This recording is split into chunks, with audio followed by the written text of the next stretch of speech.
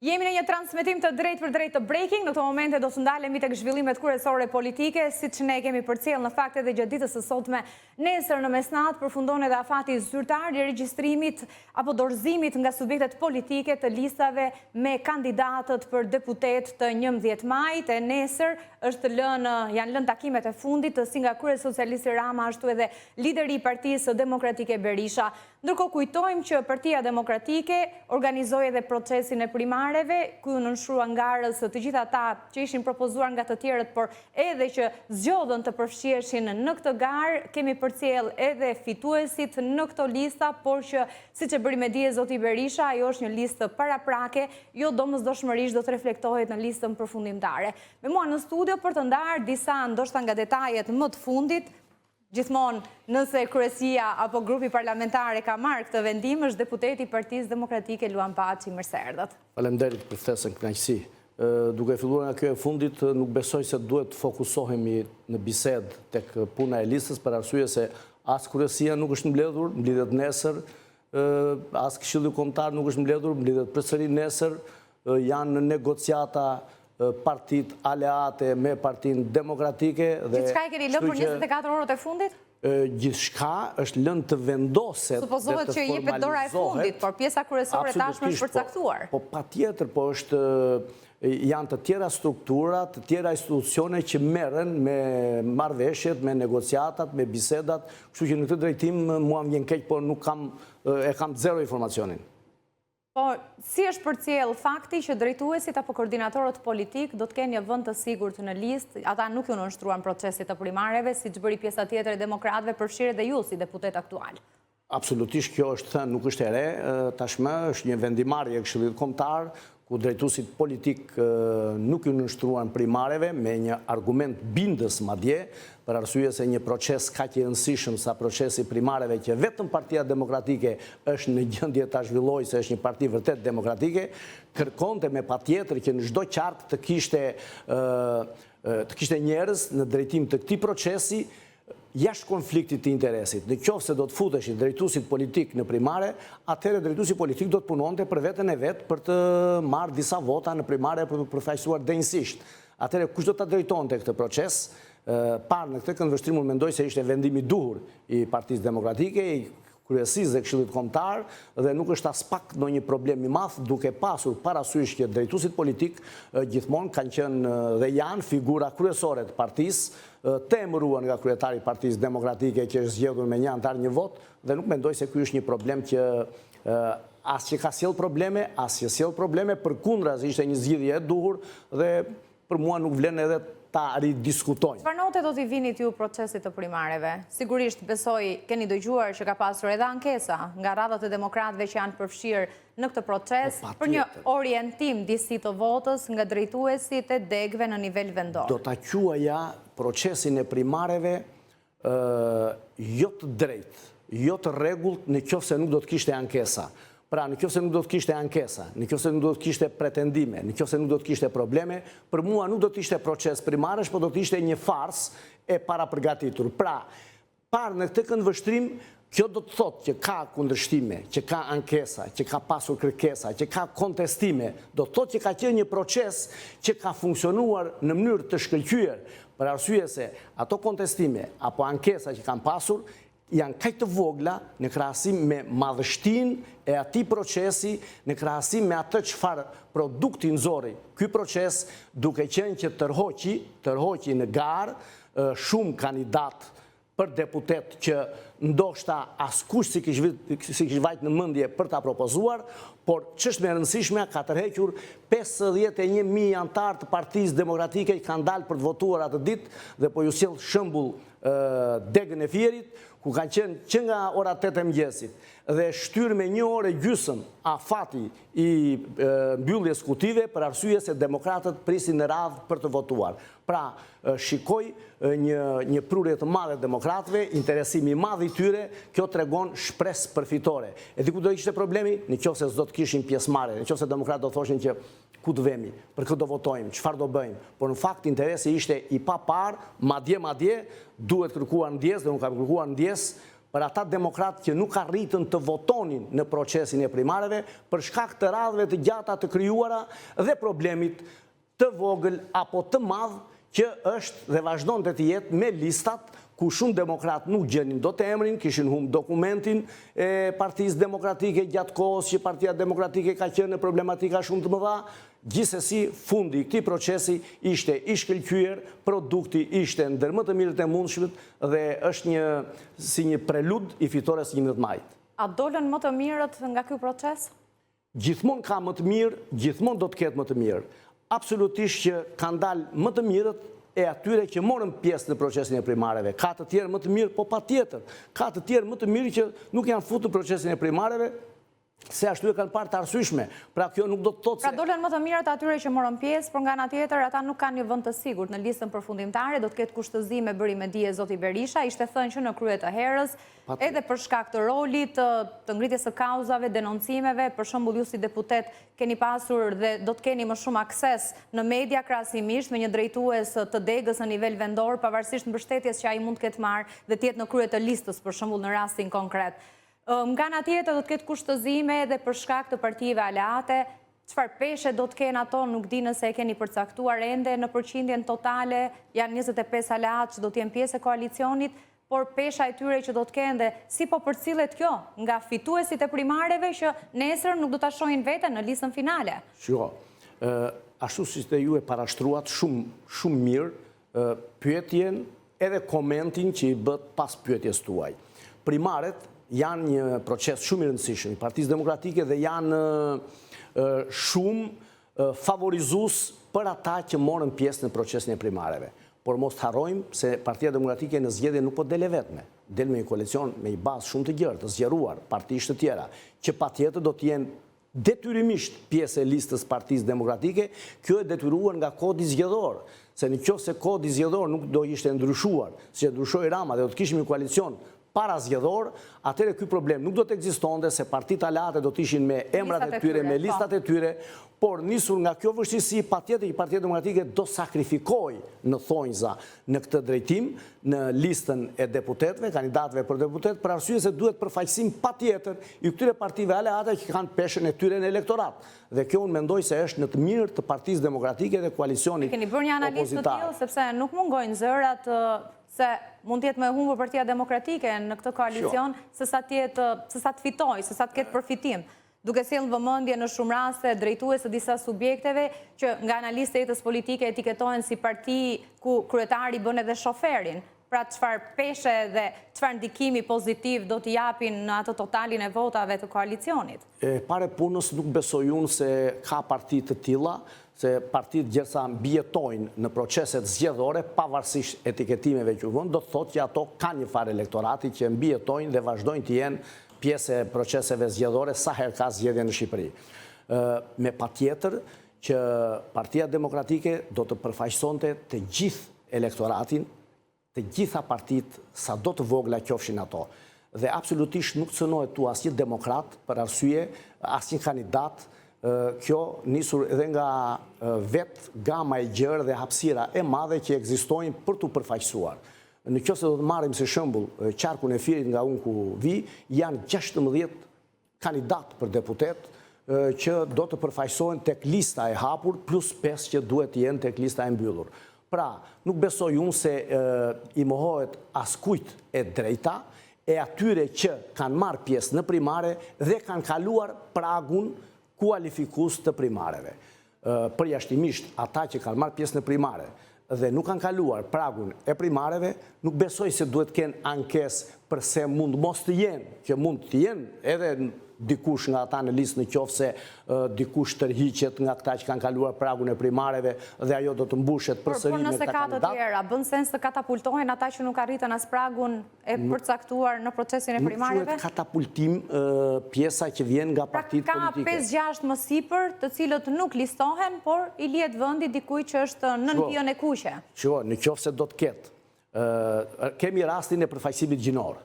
Me patjetër, ligji të detyron që në 3 një duhet jetë zonjë.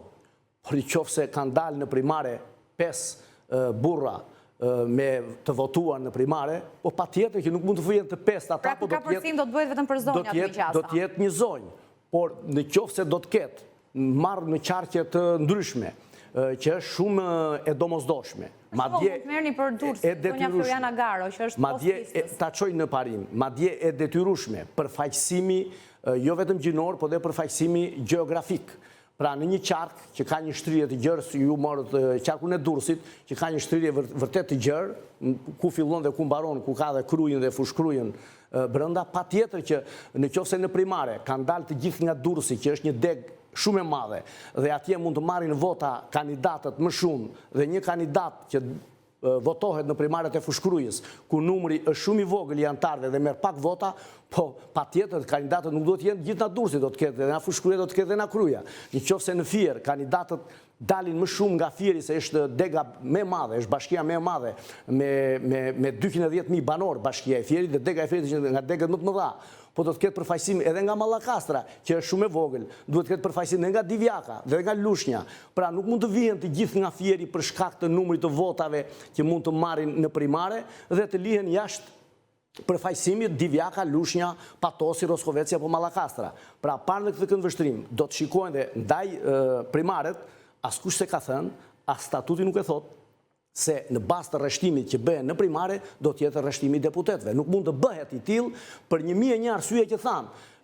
Arsyet gjinore, shtrirja gjeografike, përfaqësimi i komuniteteve shpesh herë, siç kemi zona që kanë komunitete, Fieri ka komunitet ortodoks, po ka dhe komunitet kosovar, po ka dhe komunitet çam, po ka dhe komunitet lab, po ka dhe myzeqar. Pra ka një sër argumentesh për rreshtimin e kandidatëve, që këto janë të gjitha ekskluziv i organeve kryesore të partisë, siç është Kryesia e Partisë Demokratike dhe Këshilli Kombëtar, që i vë vulën përfundimtare, duke bashkangjitur edhe rezultatin e primareve. Çfarë peshe do të kemë partitë aleate? Ne kemi përcjell nga burimet të brendshme, nga të subjekteve të tjera për vende të sigurta që do të ketë Partia e Lirisë, Partia Republikane, Agrare Ambientaliste, PBD1, PDU. Pra, çfarë peshe do të kenë në totalin e listës së mbyllur dhe të hapur aleatët? 20, 30, pra sa përqind? Me informacionin që kam, tek lista e mbyllur të paktën tashmë është publike, që janë vetëm 8 vende në zonën e sigurt në të gjithë Republikën. Kjo është përfundimtare? Që kanë partitë aleate. Besoj se është përfundimtare. Besoj, po. Nuk kam informacion këtë që dini dhe ju nga media. Qartë, deri nesër në mesnatë mund të kenë ndryshime. Po, ndërsa tek lista e hapur përsëri, po bizedohet, diskutohet hap pas hapi në bazë të qarqeve të caktuara dhe peshës që ka çdo parti në qarqe të caktuara. Se ka parti, për shembull, siç është Partia për Drejtësi, Integrim dhe Unitet, që ka peshë për shembull në Tiranë, Fier dhe në Vlorë. Po ka partitë të tjera, Partia Agrare që ka në Durrës, ka në Fier, ka dhe diku tjetër. Po ka partitë të tjera që nuk kanë peshë në këto qarqe, po kanë në një qark tjetër. Pra, kjo diskutohet qark pas qarku dhe sipas kërkesave që kanë partitë aleate dhe asaj çfarë shikon Partia Demokratike në bazë të rezultatit të çdo partie edhe në zgjedhjet paraardhëse. Pra, këto janë diskutime që janë në vazhdimsi dhe akoma nuk janë mbyllur, janë duke diskutuar. A parashikoni se do të ketë pakënaqësi të reflektuara edhe në bazë, edhe gjatë fushatës nga nesër në mesnatë që do të bëhet me dije edhe lista përfundimtare e kandidatëve për deputet? Që të pretendosh që mos të ketë pakënaqësi. Pakënaqësi të reflektuara në bazë edhe në fushat, pra që t'japi një ndikim negativ, t'ju bëjnë kundër fushat. Domethënë, këtë isha duke thënë, që të pretendosh që mos të ketë pakënaqësi në një proces zgjedhor ose para një procesi zgjedhor në përcaktimin e kandidatëve përfaqësues, nuk mund ta mendoj dhe ta imagjinoj askush këtë për çdo parti politike, po të vësh re, absolutisht për parti që janë shumë të vogla, që shpesh herë, si shtat ju, mund të kenë një numër shumë të paktë mbështetësish, edhe ata kanë vështirësi nëse duan të bëjnë një listë përfaqësuese. Jo më parti si Partia Demokratike, që është parti e madhe, aq më tepër në kushte jo të favorshme të detyrimit nga kodi zgjedhor, ku i kërkohet me patjetër të përfaqësohet brenda listës vet me partitë aleate, se atë që thash pak më parë, nëse kodi zgjedhor do të ishte ai që ka qenë që ishte më i drejti, dhe do të kishte një koalicion parazgjedhor, pakënaqësitë do të ishin shumë herë më të vogla për mos të thënë fare, por përsëri dhe atëherë do të kishte pakënaqësi se gjithmonë ka pakënaqësi nëse edhe ne dy veta që të jemi aty për shembull, jo pse është njëri i 5, tjetri pse është i 7. Pra çdo kush i jep drejt vetes. E rëndësishme është që këto, ajo që thatë ju pak më parë, absolutisht unë nuk e mendoj dhe nuk ka për të patur nga ato pakënaqësi që do të reflektojnë negativitet në procesin zgjedhor. Për këtë jam më se i sigurt, me mbarimin e ditës së nesme dhe publikimin e listave, brenda mendoj 2-3 orësh dhe të nesme në mëngjes të garantoj që Partia Demokratike dhe të gjithë kandidatët e primareve, ish kandidatët, ata që kaluan pragun, ata që kaluan pragun, ata që pretendonin se do ishin listë të sigurt, ata që nuk janë listë të hapur apo të sigurt, do të jenë të gjithë bashkë se pushteti merret kur punojmë të gjithë bashkë dhe qëllimi nuk është se kush do të zëjë një karrike në parlament, por qëllimi është për të përmbysur këtë narkodiktaturë. Kjo duhet ishte, për është ky qëllimi i vërtet në fakt. Në fakt, ky është qëllimi i vërtet dhe kjo duket tek serioziteti i Partisë Demokratike në kushte të tilla që shumë kush na kritikonte pse ne do të zhvillonim primare në këto kushte dhe në këto situata, por në fakt ne zhvilluam në këto kushte, në këto situata dhe në ato sulm shpeshherë dhe mediatik, herë pse i bën dhe herë pse nuk i bën, që jemi këtu ku jemi me një përfaqësim dinjitos dhe me një ekip vërtet shpresdhënës dhe fitues. Rivalët tuaj politik, kryesocialisti Rama, ka bërë me dije se në listën e mbyllur do të zënë vend figurat e reja që nuk janë sot deputet, që janë pa ngarkesa, që kanë ardhur nga fushat të ndryshme, ndoshta duke shfrytzuar edhe platformën deputeti që duam, aplikime nga diaspora, por sigurisht edhe të rinj e të reja brenda Shqipërisë. Po, ju nga ana tjetër, do të keni vende të sigurta për deputetët, për ju, për kolegët tuaj që jeni në këtë legjislaturë?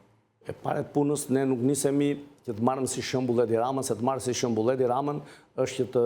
Nuk ishte shembull. Të jesh si Edi Ramën. Janë të dyja kampet në prag të zgjedhjeve. Njëri kamp po operon kështu, ju si do të operon. Edi Rama ka zgjidhjet e tij dhe Edi Rama nuk besoi se edhe me këtë zgjidhje që kërkon të japi duke i marrë të gjithë të rinj sipas tij dhe jo të molepsur, nuk besoi se do gjej për arsye se nga administrata e merr, nga ju administrat që ka 12 vjet që vetëm vjedh dhe abuzon, më mbrapa do të dalin kusur edhe këtyre që ai mund t'i quajë të rinj, dhe mënyra se si sillet ai me deputetët e vet apo me ekipin e vet, nuk është një shembull pozitiv për ta marrë nga Partia Demokratike. Partia Demokratike, e tham pak më parë, ka zhvilluar një proces primaresh për të qenë kush do të jetë në listë të sigurt apo në listë të hapur. Por njëri nga kriteret primaret, ka edhe kriteret të tjera. I përsëritim që mos të bjem në përsëritje, i tham. A do të ketë një vend të sigurt për ju dhe kolegët tuaj në listat e 11 majit, pra listat që do t'i shohim nesër në mesnatë të publikuara? E pare punës, edhe ky termi vend i sigurt është i gabuar që ne nuk duhet ta përdorim. Lista e mbyllur është e sigurt, zoti Baçi? Jo, nuk mund të quhet e sigurt. Nëse nuk quhet e sigurt, nëse nuk do të punohet,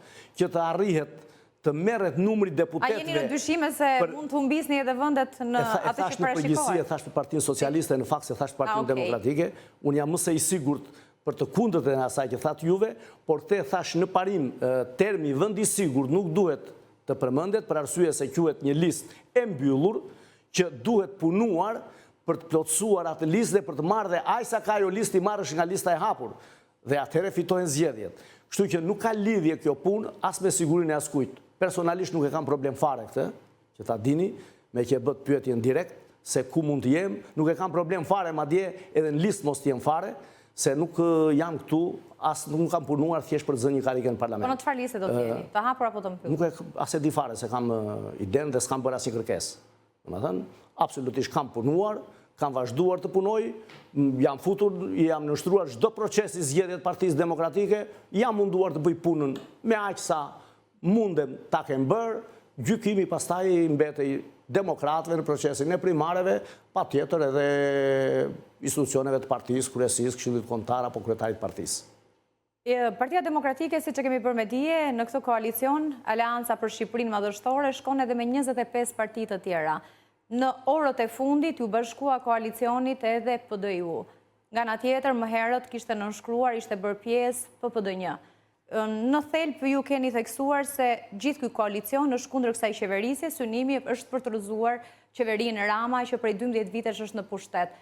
Por, çfarë i bashkon në një koalicion PBD-n dhe PDI-n për parimet, për vlerat, për ideologjinë në thelb që ato ndajnë, apo përfaqësojnë elektorate të ndryshme? Pyetje shumë me vend që shumë media dhe shumë gazetar po e bëjnë shpesh herë se si ka mundësi PDI dhe PPD-1 të jenë bashkë në një koalicion.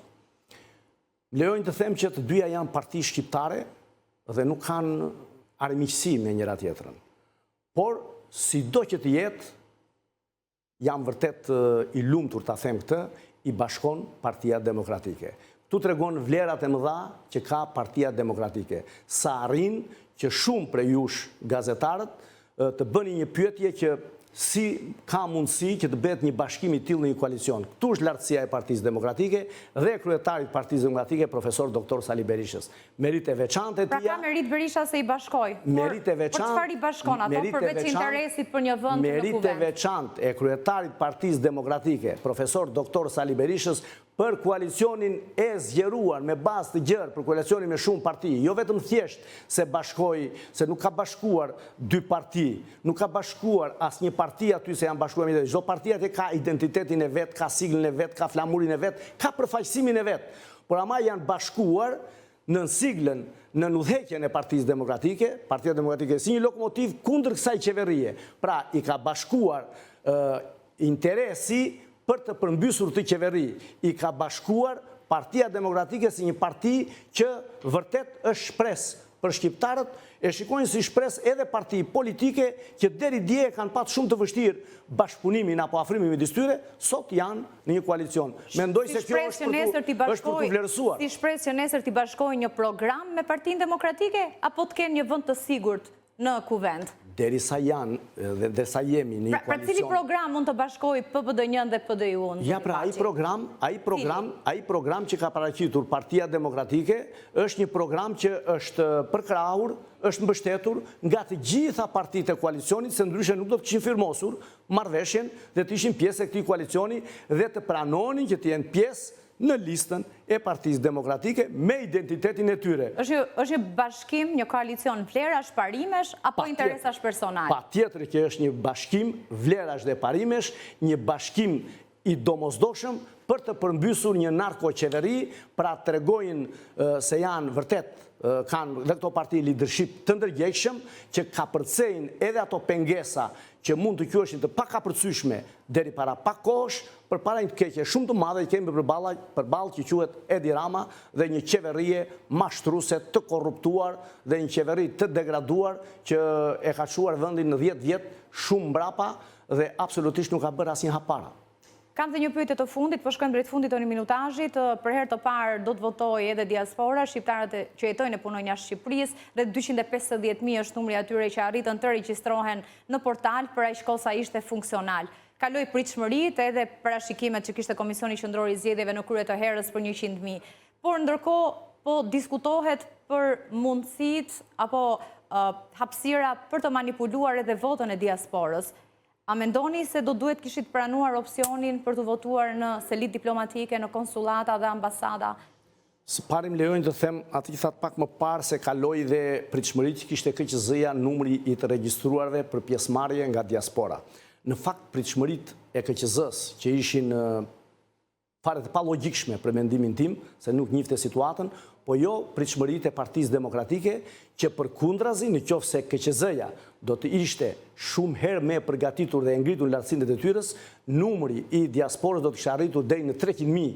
Mos harrojmë se kanë ngel 50.000 që kanë aplikuar dhe janë refuzuar nga sistemi i KQZ-s pa arsye, pa argument dhe nuk ja dhanë mundësinë Partia Socialiste bashkë me Komisionin Qendror të Zgjedhjeve për të shtyr ata afatin edhe 5 ditë të tjera që të jepej mundësi të paktën këtyre aplikantëve të diasporës që kishin aplikuar dhe ishin refuzuar në mënyrë të padrejtë. Pra, Të pa drejt jo, i ka refuzuar sistemi sepse nuk ishte përputhje të adresave apo edhe pasaktësi të tjera, cilat janë parashikuar të tilla. Kishte mundësi KQZ-ja që ti ripërsëriste kërkesat e tyre dhe të zgjidhej ky problem, u ka hequr të drejtën e votimit në mënyrë të pa drejt 50.000 shqiptarëve të diasporës që do të hidhin votën e tyre për ndryshimin e madh që do ndodhte në Shqipëri. Pra, parë dhe këtë këndvështrim është faj i KQZ-s dhe faj i mazhorancës që nuk u shtyu afati. Vim tek procesi i votimit, por mbi të gjitha i dërgimit të votës. Kjo që thatë pak më parë me shumë respekt, po që të lije kutinë e votimit në konsulata dhe në ambasada, është një lloj që të lije tek Partia Socialiste, për arsye se atje gjen vetëm patronazhist dhe militant të Partisë Socialiste dhe vota nuk do të ishte e sigurt. Absolutisht që vota është shumë herë. Për garancie ka procesi i tillë. Me aktivistë për Shqipërinë votoi 2025, ne kemi diskutuar vazhdimisht në Itali, në Angli, pra në vendet ku ato jetojnë e punojnë, dhe theksojnë se mund të ketë edhe grumbullime në një ambient eventesh ku të gjithë mund të votojnë një herësh. Në këtë moment, sa reale është vota? Përjashto këtë fakt që ju thatë, që ekziston kjo mundësi e një votimi familjar. Kolektiv, se familjar e kemi ditur që në kryet herës, që 3-4 antarët e familjes do të aqojnë njësoj. Unë them familjar, nuk besoj unë se ka nga ata që do të mblidhe në lokal si shtatë juve, do të bëhen aty për të votuar. Çfarë i pengon? Ligjet në Shqipëri nuk kanë, nuk mund të ndikojnë në shtetet të tjera. I pengon morali, i pengon nderi që kanë shqiptarët, respekti që kanë shqiptarët për votën e tyre, dhe nuk besoj unë se askush ne bëjmë gabim shumë të madh në fakt, kur paragjykojmë të gjithë bashkombasit tanë kudo që janë. Zonja Dafina, ndjes. Nuk paragjykojmë, janë informacione që përcillen, ka pasur tentativë për blerje të votave paraprakisht, pra që në këtë fazë. Tani, më lejo të shtoj vetëm 2 fjalë dhe do të biesh dakord. Në qoftë se juve, edhe unë, do të ishim në diasporë, do të pranoje ti që votën me zarf do të vinde në familjen tënde, apo unë me bashorten, me fëmijët të dilja në lokal dhe të votoja dhe të konsultohesha me njerëz që do të gjija në lokal, jo. Në shtëpi, po. Po në shtëpi unë mendoj që rrallë mund të gjesh familje në Shqipëri, që brenda familjes të votojnë njëri ndryshe e tjetri ndryshe. Mund të ketë, po këto janë raste të veçanta. Unë ata që njoh për vete, i njoh që jo vetëm tek familja, po edhe tek fisi, kur janë të pozicionuar tek një parti, për shembull, marr shembull tek Partia Demokratike, njoh familje dhe fise të tëra që vështirë të gjesh, qoftë dhe një të dytë apo të tretë largët që të vej të votojë te një parti tjetër. Unë nuk e quaj problem këtë, ky është një problem që ka ngritur Partia Socialiste në kryet herës. Nuk referohen Partisë Socialiste, por aktivistëve që janë angazhuar. Unë e kam dëgjuar nga deputet të Partisë Socialiste që në kryet herës që thoshin ky do të është precedent për votim familjar.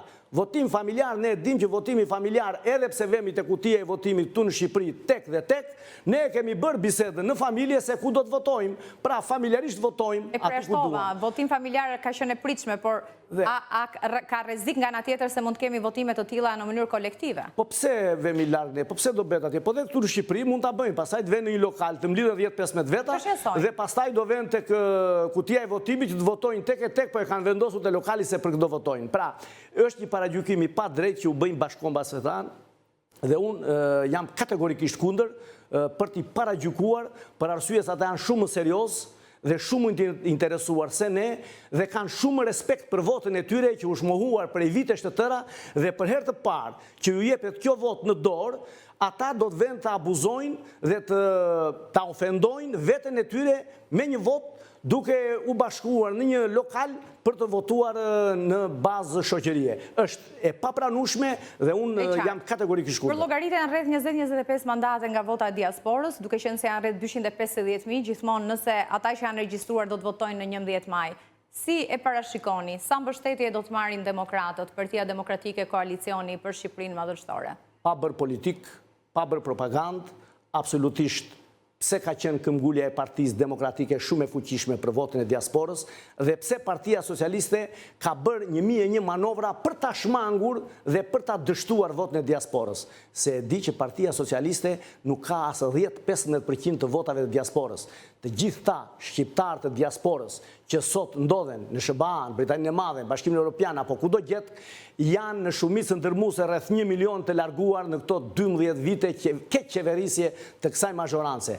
E kjo vot është vot kundër Partisë Socialiste dhe është vot pro Partisë Demokratike. Në gjitha takimet që ka pasur Partia Demokratike në diasporë, me vështirësi të mëdha që i kemi realizuar, kanë qenë një furi e madhe shqiptarësh që kanë ardhur për takime dhe kanë deklaruar votën pro Partisë Demokratike. Kënaqësi du kisha në studio. Faleminderit juve. Shkojmë në një hapësirë të shkurtër publicitare, kthehemi pas pak.